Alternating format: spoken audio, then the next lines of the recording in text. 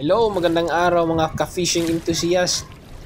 Dito naman tayo sa ating spot ngayong araw. Magta-try tayo na mag-cast. Hopefully within 5 minutes or 10 minutes makahook tayo guys. Gamit natin ang ating ultralight na Sugayilang rod. Ultralight setup yan. Mura lang, pati ang reel. Pabili ko sa Shopee worth 900 pesos lang.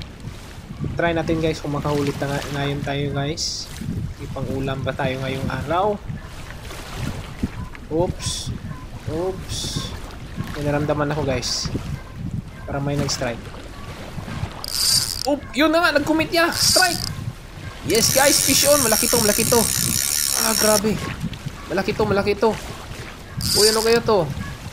Ah! Isang mangrove snapper guys! Mangrove snapper or red snapper. Dito sa Bisaya ang tawagan ni is pantaan.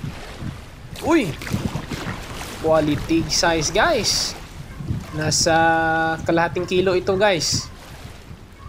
Wow! Masaya na yung pamilya natin ito guys. May pang-ulam na kami ngayon. Oh, nakasapatos pa ako guys. Galing pa akong duty, mga 5 PM, diretso agad mag-cast. Yun, may libre naman tayong ulam guys. Samahan mo kami guys sa next vlog.